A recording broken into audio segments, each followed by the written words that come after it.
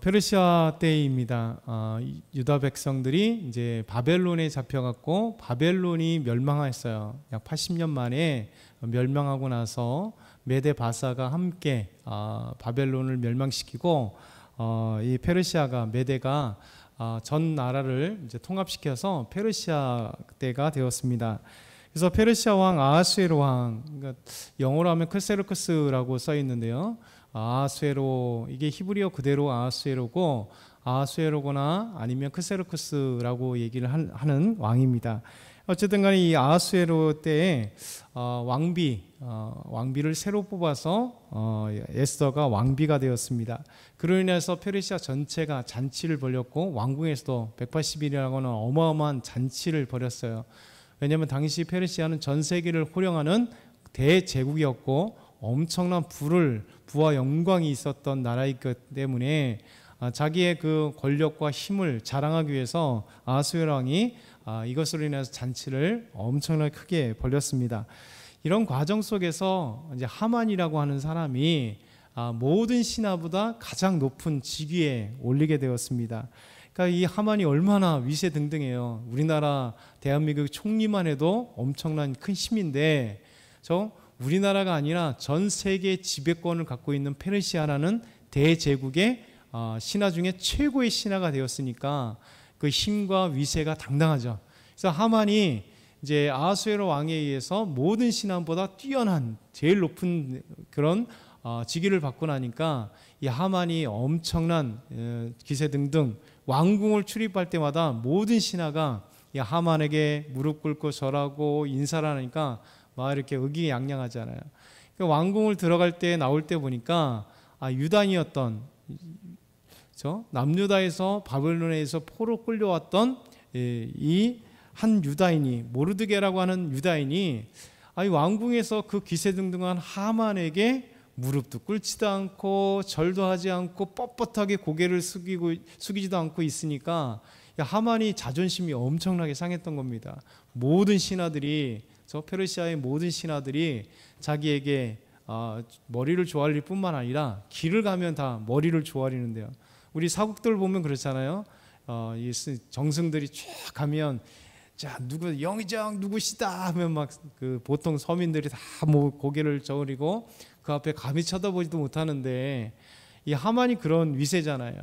그런데 모르드게가 자기 앞에 머리도 안 조아리고 저 누구냐 그랬더니 결국 유다인 모르드게라는 자입니다. 이렇게 얘기를 하는 거죠.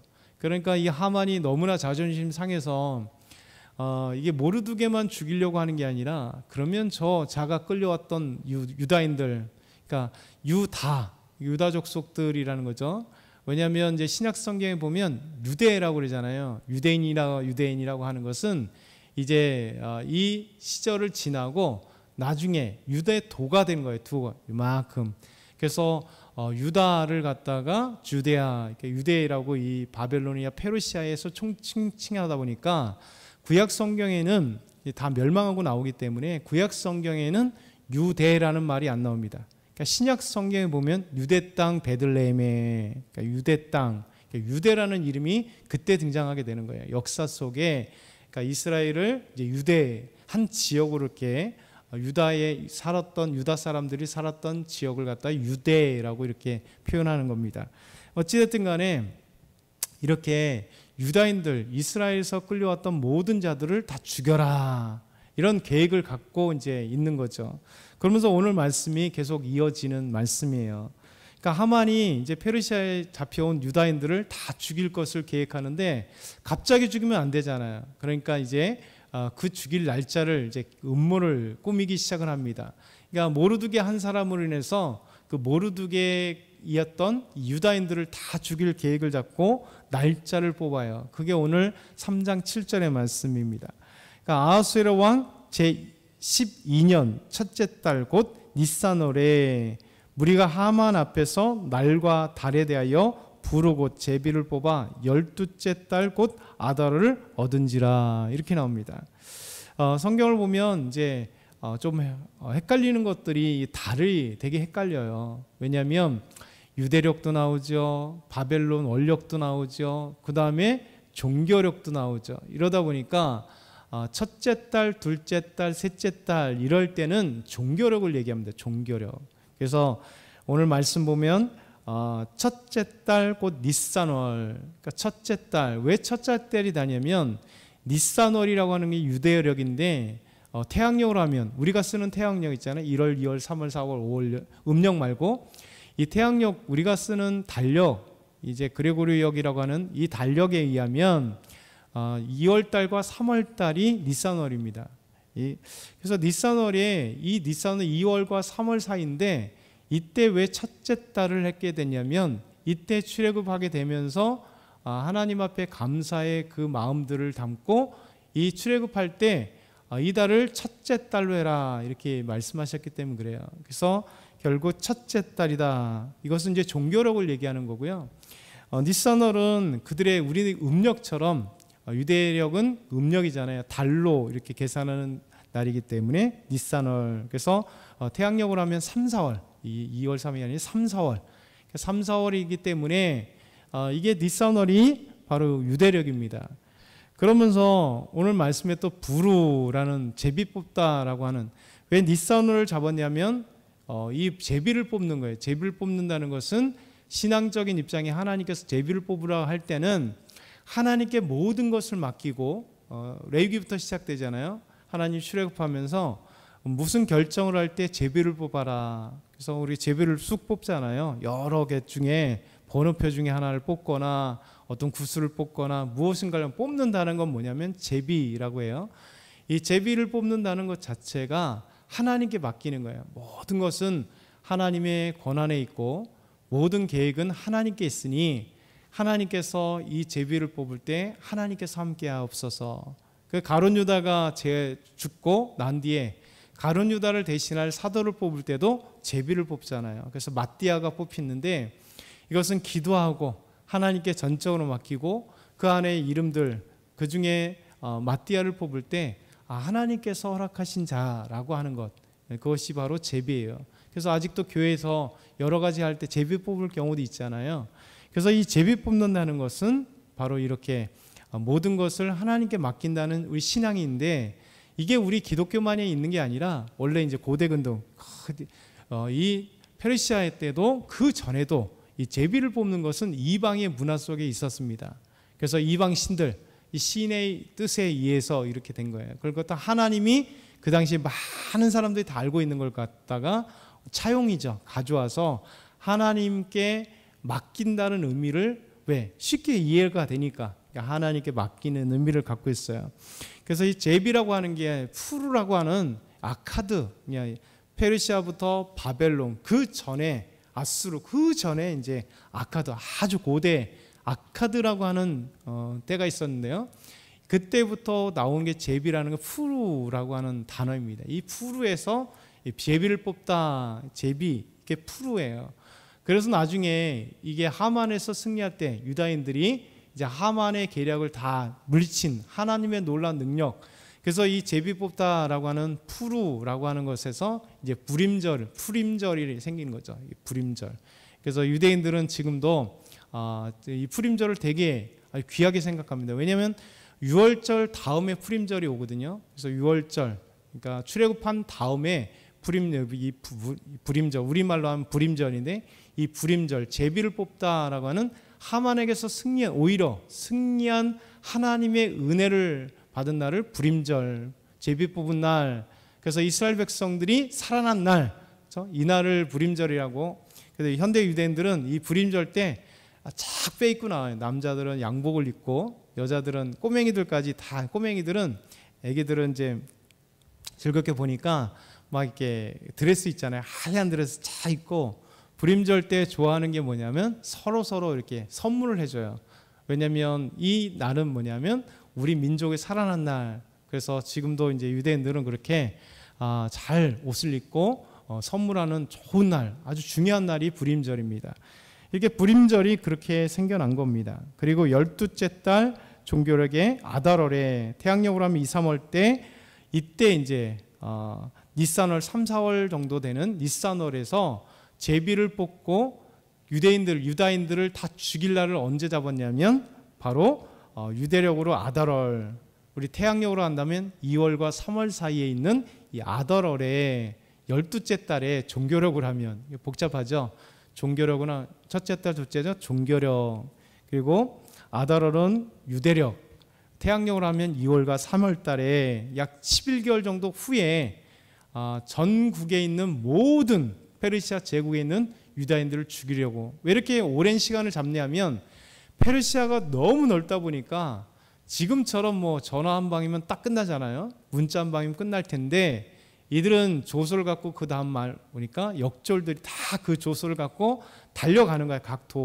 각 도로 달려가고 또 전하고 하면 몇 달이 걸리니까 그 여유를 두고 하기 때문에 약 11개월 정도 후에 이렇게 잡은 겁니다. 그래서 이 긴 시간을 잡았다. 날짜는 이렇게 잡은 거예요. 그래서 유다인들을 하만이 죽이려고 했던 계획이 11개월 정도 뒤인 아달월에 이들을 죽이겠다 이렇게 잡은 겁니다. 그러면서 하만은 아하스웨로 왕에게 유다인을 죽일 계획들을 꾸미죠. 우리 8절에서 11절 한번 천천히 한번 읽어볼까요? 8절에서 11절 시작. 하만이 아하스웨로 왕에게 아뢰되 한 민족이 왕의 나라 각 지방 백성 중에 흩어져 거하는데 그 법률이 만민의 것과 달라서 왕의 법률을 지키지 아니하오니 용납하는 것이 왕에게 무익하니이다. 왕이 옳게 여기시거든 조서를 내려 그들을 진멸하소서. 내가 은 1만 달란트를 왕의 일을 맡긴 자의 손에 맡겨 왕의 금고에 드리리다 하니 왕의 반지를 손에서 빼어 유다인의 대적 곧 아각 사람 함무다다의 아들 하만에게 주며 이르되 그 은을 내게 주고 그 백성도 그리하노니 너희 소견에 좋을 대로 행하라 하더라. 이제 하만이 날짜를 잡았고 이제 왕에게 가서 유다인들을 죽일 계획을 음모를 합니다. 그런데 이 음모가 아주 악한 음모죠. 이렇게 얘기를 하는 겁니다. 왕이여, 이 페르시아 대제국의 모든 법률이 하나지 않습니까? 그런데 이 페르시아 제국에 흩어져 있는 한 민족 중에, 유다인이라고 얘기하지 않고 한 민족 중에 이들은 자기들 법률을 갖고 사용합니다. 어떻게 이 페르시아 제국의 한 법률, 페르시아 왕의 법률을 어기면서 자기네 법률을 지키는 자가 있는데 이들을 가만두면 되겠습니까? 이들을 다 처단했으면 좋겠습니다. 왜? 왕의 명령을, 페르시아 제국의 법률을 따르지 않는 민족이 있기 때문에 그렇습니다 하고 얘기합니다. 그러면서 왕의 환심을 사기 위해서 이렇게 얘기죠. 제가 이 법률이 왕이 좋게 여긴다면 이 법률을 허락해 주십시오. 그러면 제가 왕에게 1만 달란트, 은 1만 달란트를 왕에게 드리겠습니다. 이렇게 얘기합니다. 여러분, 금은 뭐 대단하지만 하여튼 은이라도 비싸잖아요. 은 어제 이렇게 시세를 보니까 은 한 돈에, 금 한 돈은 더 비싸겠지만 은 한 돈은 한 5,500원 정도 되더라고요. 그러니까 이 은 1만 달란트는 한 달란트가 34kg 정도 되니까요. 34만 kg입니다. 그러니까 어제 시세로 막 이렇게 대충 계산해 보니까 한 5천억 원 정도. 그러니까 하만이 엄청난 권력도 가지고 있고 돈도 어마어마하게 가지고 있는 자가 왕에게 5천억 정도를 드리겠습니다. 왕의 곳간에 제가 눕겠습니다. 이러니 왕이 이만큼 찢어지지 않겠어요? 지금 엄청난 잔치를 벌이고 난 뒤에 5천억이라는 돈이 그냥 생기고, 그래, 그러면서 왕의 인장반지를 빼면서 내가 내 이름으로, 아하스웨로 왕의 이름으로 가지고 네가 마음대로 조서를 써 라고 허락해 준 겁니다. 그러니 이 하만이 얼마나 이렇게 입이 찢어지겠어요. 그러면서 결국 이 상황 속에서 놀라운 일이 벌어져요. 한 가지 마지막으로 여러분에게 드릴 건 뭐냐면, 이제 하만이 어느 족속이었느냐가 중요합니다. 어느 족속이었느냐. 하만은 무슨 족속이라고요? 아각 족속이라고요. 아각 족속. 이 아각 족속 하만이 나중에 그 계략에 넘어지고 죽임을 당할 때 하나님의 승리가 됩니다. 왜 아각 족속이었던 하만이 죽음이 개인적인 일탈, 개인적인 복수심, 개인적인 이 화가 나서 모르드게를 죽이려고 했고 유다 족속들을 죽이려고 했던 이 계획이 오히려 엄청난 하나님의 놀라운 승리냐면, 바로 아각이 명칭이 뭐냐면 아말렉 족속들의 다른 명칭이 아각입니다. 그러니까 아말렉 족속 때문에 두 개가 되게 크게 생각나죠. 아말렉 하면 첫 번째는 이 누구예요? 사울 왕이 하나님의 명령을 배반하고 저 아말렉과 전투 속에서 하나님이 아말렉을 진멸하라 했는데 진멸하지 않고 좋은 것들은 남겨주고 또 왕도 남겨두고 이렇게 했었어요. 그래서 하나님께서 사울을 세운 것을 내가 후회한다 이렇게 말씀하세요. 그게 사무엘상 15장 11절의 말씀이에요. 내가 사울을 왕으로 세운 것을 후회한다. 이것 때문에 사무엘이 펑펑 하나님 앞에 울게 되는 이 사건이 있고요. 또 한 가지 왜 하나님의 놀라운 승리가 되냐면 출애굽할 때 시내산 갖고 왔을 때 첫 번째 이스라엘 백성들과 싸운 족속이 누구냐면 아말렉 족속인 거예요. 아말렉들이 저 밑에 브에시바 밑에 살고 있었던 아말렉 족속들이 쳐들어와서 그래서 여호수아가 나가서 싸우고 모세가 손을 들 때 이기고 손을 내릴 때 지는, 그리고 나서 그들과 싸워서 완전한 승리할 때 여호와 니시, 여호와께서 승리하셨다라고 하고 나서 하나님께서 출애굽 17장 16절에 뭐라고 말씀하냐, 여호와께서 맹세하시기를 여호와가 아말렉과 더불어 대대로 싸우리라 하셨다 하였더라. 하나님이 누구와 싸우냐면 아말렉과 대대 싸워 승리하리라. 이게 바로 여호와 승리예요. 근데 이 아각 사람 하만을 나중에 죽이는 것은 바로 여호와 하나님의 완전한 승리예요. 이 아말렉의 조상, 그래서 다시 유다인들을 죽이려고 했을 때 하나님이 오히려 하만을 죽임으로 말미암아 하나님께서 승리하시는 이 놀라운 일이 벌어지는 거죠. 그래서 하나님은 반드시 하나님의 놀라운 승리를 허락하시고 아무리 인간의 계획이라 할지라도 하나님이 보호하는 하나님의 백성들은 하나님이 지키십니다. 오늘도 저와 여러분이 하나님이 지키시고 하나님의 승리를 함께 하시길 소망하면서 오늘도 믿음으로 승리하길 소망합니다.